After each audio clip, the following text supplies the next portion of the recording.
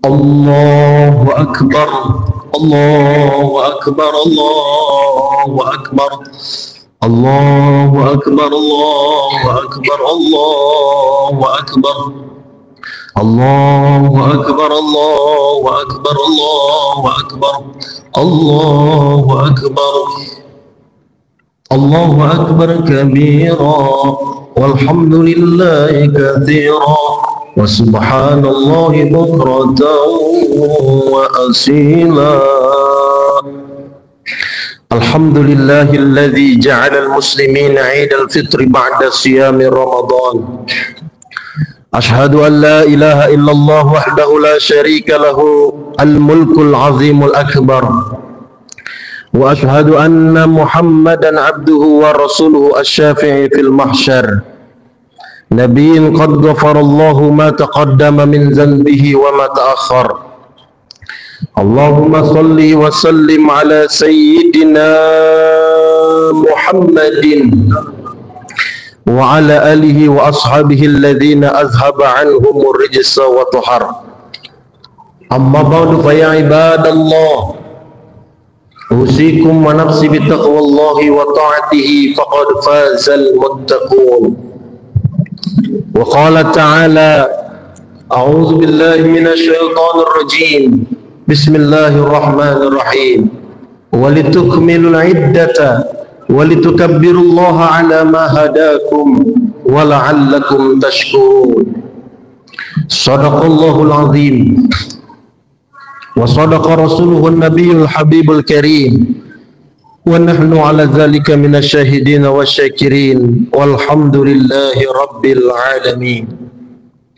Allahu akbar, Allahu akbar, Allahu akbar walillahil hamd.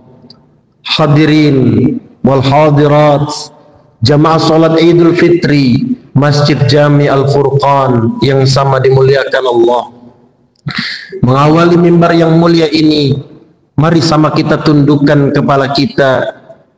Kita bermunajat, kita bersyukur, kita mengingat-ingat akan kebaikan yang telah Allah berikan kepada kita.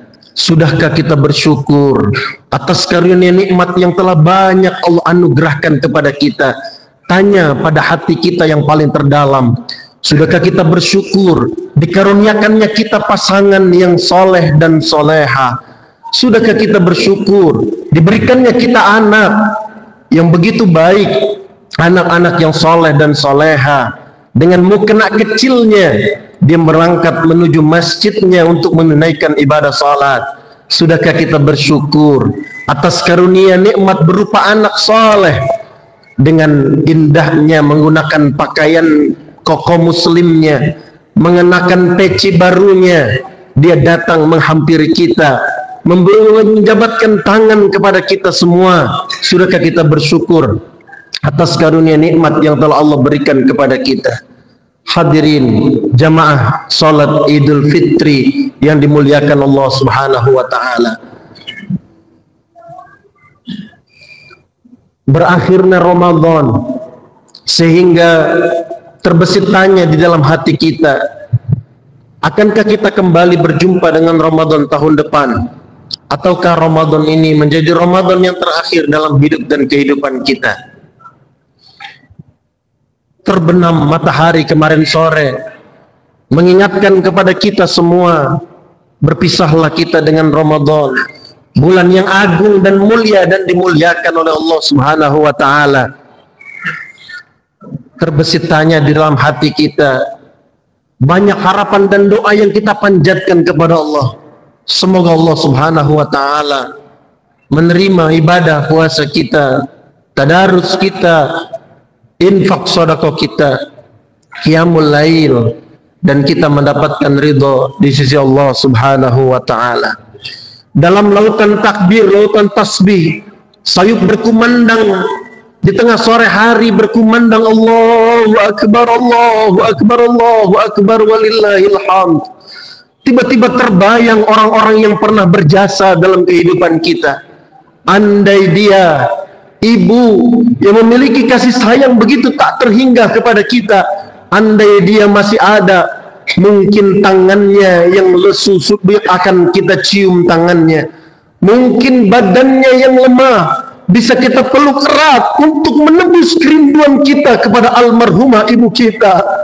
Namun dia telah dipanggil oleh Allah Subhanahu wa taala dalam lautan takdir. Tiba-tiba terkenang dan terbayang sejuta memori indah dengan almarhum ayah kita. Tiba-tiba terbayang ayahanda kita. Andai dia masih ada, pasti dia mengingatkan sholat kepada kita, digendongnya kita untuk menunaikan ibadah sholat Idul Fitri. Tapi dia telah lama dipanggil oleh Allah Subhanahu wa taala dalam lautan takdir penuh haru. Kita hanya bisa berdoa, Rabbi firli wali walidayya warhamhuma kama rabbayani shaghira. Ya Allah, ampuni dosaku, ampuni dosa kedua orang tuaku ya Rabb. Sayangilah dia sebagaimana dia begitu sayang kepada aku ketika aku masih kecil dulu. Allahu Akbar, Allahu Akbar, Allahu Akbar, Allahu Akbar, walillahil hamd. Hadirin jamaah Idul Fitri yang dimuliakan Allah, melalui mimbar ini Al-Fakir berwasiat khususnya pada diri sendiri dan umumnya kepada kita semua. Mari sama kita tanamkan di dalam hati kita untuk tetap istiqamah. Kita amalkan 11 bulan setelah Ramadan. Kita pelajari pelajaran yang begitu berharga di bulan suci Ramadan. Semoga kita tetap istiqamah mengamalkan apa itu yang disebut dengan hikmah daripada Ramadan. Karenanya hadirin yang dimuliakan Allah, melalui mimbar ini setidaknya ada 3 wasiat penting yang harus kita tersapi di dalam hati kita untuk memberikan wasiat dan hikmah daripada sholat Idul Fitri 1445 Hijriah ini. Yang pertama, bahwa apapun yang terjadi dalam kehidupan kita, semua tidak lepas daripada cobaan dan ujian Allah Subhanahu wa taala. Allah Subhanahu wa taala berfirman, وَلَنَبْلُوَنَّكُمْ بِشَيْءٍ مِنَ الْخَوْفِ وَالْجُوعِ وَنَقْصٍ مِنَ الْأَمْوَالِ وَالْأَنْفُسِ وَالثَّمَرَاتِ وَبَشِّرِ الصَّابِرِينَ.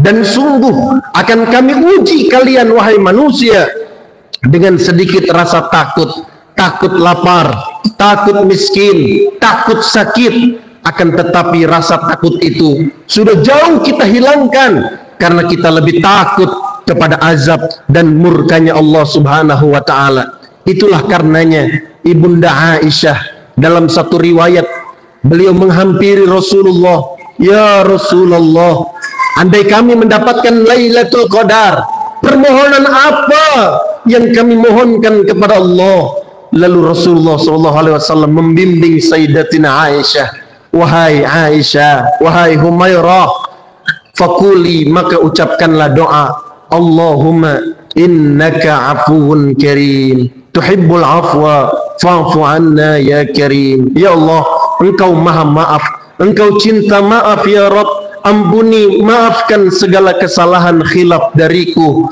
Maka kita memohon ampun kepada Allah Subhanahu wa ta'ala.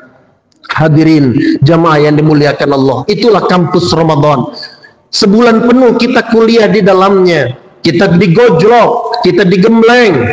Dan pada saat hari ini 1 Syawal Idul Fitri, kita sedang diwisuda oleh Allah Subhanahu wa taala, dan tentunya kita mendapatkan gelar sarjana, bukan profesor doktor yang kita raih, tapi kita mendapatkan gelar sarjana takwa, la'allakum tattaqun, supaya kalian menjadi orang-orang yang bertakwa, orang-orang yang takut kepada Allah Subhanahu wa taala. Hadirin, inti persoalan agama adalah takut kepada Allah Subhanahu wa taala.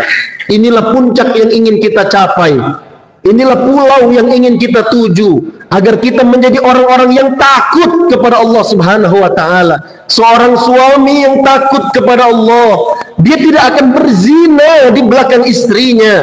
Seorang istri yang takutnya kepada Allah, dia tidak akan selingkuh di belakang suaminya. Seorang anak yang takut kepada Allah, dia tidak akan menyia-nyiakan orang tuanya. Dia tidak akan sampai hati meneteskan air mata orang tuanya lantaran arak akhlak buruknya, perilaku bejatnya kepada kedua orang tuanya. Seorang ayah yang takut kepada Allah, dia tidak akan menyia-nyiakan amanah putra-putrinya. Dia akan memberikan cinta dan kasih sepenuh hati kepada putra-putri belahan jiwanya, dan dia akan tuntun menuju masjid rumah Allah, dan dia sampaikan, ya Rabb, ini amanahmu, tolong berikan kekuatan kepadaku agar aku bisa menjaga amanahmu yang akan menjadi mutiara surga kelak memberikan doa saat aku meninggal dunia. Seorang muslim yang takut kepada Allah, dia tidak akan melanggar hukum-hukum Allah karena dia takut kepada azab dan murkanya Allah subhanahu wa ta'ala. Sebagaimana Ramadan mengajarkan kita takut memakan makanan yang halal, takut meminum minuman di siang hari Ramadan, takut memandang istri di siang hari Ramadan. Mari kita aplikasikan ketakutan ini kepada Allah subhanahu wa ta'ala, dan kita baru merasakan indahnya takut kepada Allah pada saat kita terbujur kaku di atas pembaringan kita, dimasukkan kita ke dalam liang lahat, disambut 3-4 orang di dalam pemakaman kita, ditutupi tanah, dimasukkan kita ke dalam kubur kita masing-masing, dan di saat itulah kita baru sadar bahwa takut kepada Allah yang akan menyelamatkan kita dari azab dan murkanya Allah subhanahu wa ta'ala. Maka wasiat yang pertama, mari sama-sama kita takut kepada Allah subhanahu wa ta'ala. Allahu Akbar, Allah maha besar. Allahu Akbar, Allah maha agung. Manusia maha kecil dan kerdil di hadapan Allah subhanahu wa ta'ala. Apa yang kita sombongkan di hadapan Allah? Apakah kita merasa kita pintar? Memangnya kita tahu apa? Apakah kita merasa kita kaya? Memangnya kita punya apa? Apakah kita merasa punya kuasa? Memangnya berapa lama? Manusia kecil dan kerdil, hanya Allah yang besar, Allah yang maha agung. Pada saat kita dicabut nyawa kita, terkapar, terbujur kaku kita, mayat kita, tidak ada daya dan upaya melainkan kekuatan dan kekuasaan Allah subhanahu wa ta'ala. Maka takutlah bukan kepada manusia, takutlah bukan kepada miskin, takutlah bukan kepada penyakit, tapi takutlah kepada Allah subhanahu wa ta'ala. Maka wasiat yang pertama, mari sama-sama kita takut kepada azab dan murkanya Allah subhanahu wa ta'ala. Kemudian yang kedua, wasiat Idul Fitri yang kedua adalah bahwa setelah 1 bulan lamanya kita menunaikan ibadah puasa Ramadan, kita sholat sunnah taraweh, kita qiyamul lail, kita menahan kantuk iktikaf di masjid 10 malam Ramadan kita jaga. Apakah sudah cukup? Belum hadirin. Ada satu ibadah yang disebut dengan infak, zakat, sedekah. Zakat adalah ungkapan bahwa kita tidak pelit, kita tidak bakhil. Wa may yuqashuha nafsihi faulaika humul muflihun. Beruntung orang yang dijauhkan dari sifat kikir. Beruntung orang-orang yang dijauhkan dari sifat bakhil. Mereka orang-orang yang ringan tangan, memberikan bantuan, memberikan infak sedekahnya untuk masjidnya. Dia berikan infak untuk almarhum ayah dan bundanya.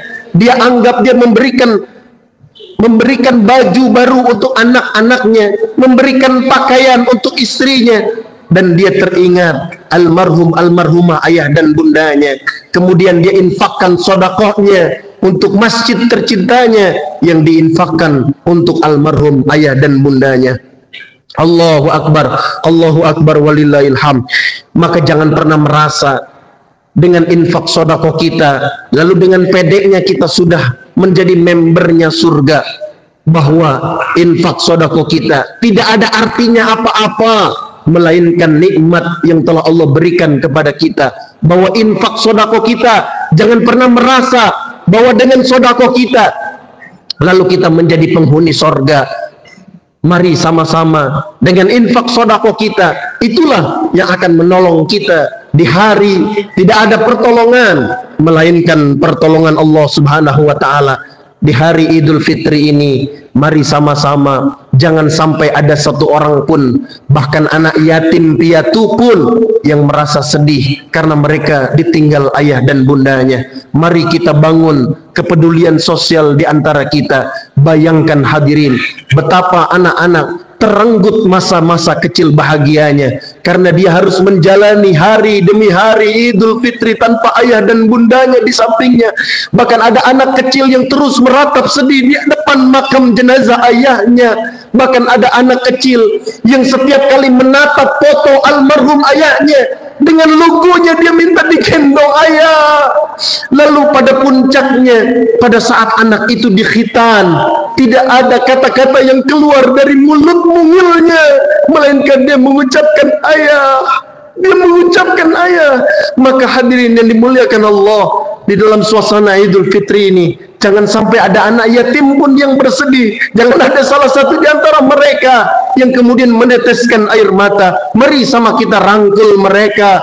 Mari sama-sama kita bahagiakan mereka. Karena satu saat kita akan dibahagiakan oleh Abul Yatama wal Masakin, bapaknya anak yatim, yaitu Sayyidul Mawjud, baginda Rasul Nabi besar Muhammad sallallahu alaihi wasallam.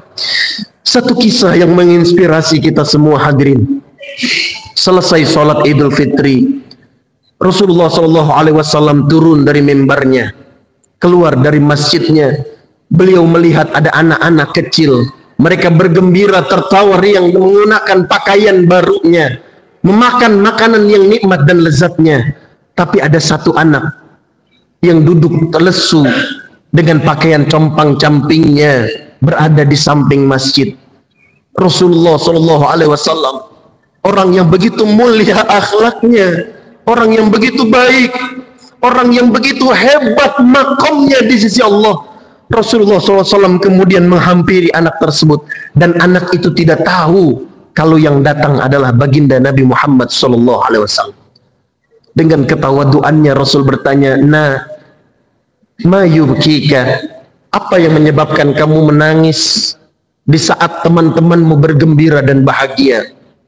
Lalu anak itu pun tidak dapat menahan sedihnya, dengan penuh air mata di matanya, dengan penuh berkaca-kaca dia pun menjawab, "Ya ammi, wahai pamanku, ayahku telah meninggal dunia di salah satu peperangan bersama Rasulullah. Lalu ibuku tidak mempedulikan aku lagi, sehingga aku hidup sebatang kara. Dan pada hari ini aku iri melihat teman-temanku, mereka berbahagia melaksanakan Idul Fitri bersama ayah dan bundanya. Mereka melaksanakan Idul Fitri bersama kakek neneknya. Namun aku saat ini sebatang kara, tidak memiliki ayah dan tidak memiliki ibu." Lalu baginda Rasul yang mulia memeluk anak itu, lalu menggendong anak kecil itu, lalu sampai kepada rumah Rasulullah SAW. Bahkan bukan sampai saat itu ya Allah subhanahu, Rasulullah kemudian memberikan makanan yang nikmat dan lezat, memberikan baju baru yang bisa dikenakan anak tersebut. Bahkan bukan hanya sampai di situ, Rasulullah menyatakan, "Nah, engkau tidak punya ayah, sekarang jadikan aku Muhammad Rasul adalah ayahmu. Kau tidak punya ibu, sekarang jadikan Aisyah adalah ibumu. Kau tidak punya saudara, sekarang jadikan Fatimah adalah saudaramu. Kau tidak punya keluarga, sekarang jadikan Hasan dan Husain adalah keluargamu."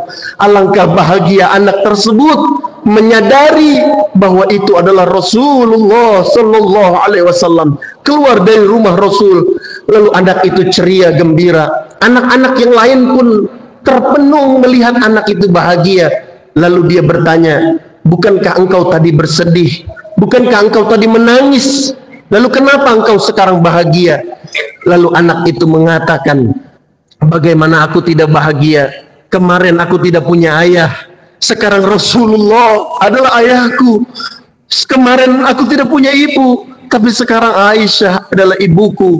Lalu anak-anak itu pun bergumam, "Ya Rabb, kenapa ayahku tidak meninggal dunia saja, sehingga aku pun dianggap menjadi anaknya Rasulullah sallallahu alaihi wasallam." Allahu Akbar, Allahu Akbar, Allahu Akbar, walillahil hamd. Itulah begitu hebatnya, mulianya Rasulullah sallallahu alaihi wasallam yang memuliakan anak yatim piatu. Maka hadirin, mari melalui Idul Fitri ini kita bangkitkan semangat sosial kita untuk berinfak, bersedekah. Jangan hanya kita pandai melaksanakan ibadah sholat, tetapi kita tidak memahami esensi daripada ibadah sholat itu.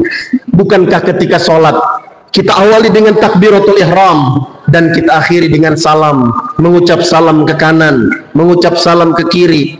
Apa maknanya? Tengok dong tetangga sebelah kanan kita. Adakah anak-anak yatim yang kelaparan? Tengok dong tetangga sebelah kiri kita. Adakah anak-anak yatim piatu yang mereka kemudian lepas daripada sekolahnya lantaran dia belum bisa membayar SPP-nya? Mari sama kita peduli sosial kepada mereka semua yang ditinggal ayah dan bundanya. Mereka orang-orang yang lemah, orang-orang fakir miskin. Karenanya setiap pagi malaikat turun dan berdoa, Allahumma timun fikon kholafa, ya Allah beri ganti buat mereka orang-orang yang berinfak bersedekah. Tapi jangan lupa malaikat pun berdoa, Allahumma timun sikan talafa, ya Allah binasakan orang-orang yang tidak mau berinfak bersedekah. Binasa bukan hancur rumahnya, bukan hancur binasa harta bendanya, rumahnya makin mewah, rumahnya makin bagus, badannya makin sehat, kekuatannya makin hebat, tetapi rezekinya tidak ada keberkahan di dalamnya. Bukankah yang kita minta wabarakatan fir rizki, agar mendapatkan keberkahan di dalam rezeki kita? Hadirin jamaah Idul Fitri yang dimuliakan Allah Subhanahu wa taala, mari sama-sama kita memiliki kepedulian sosial di antara sesama kita.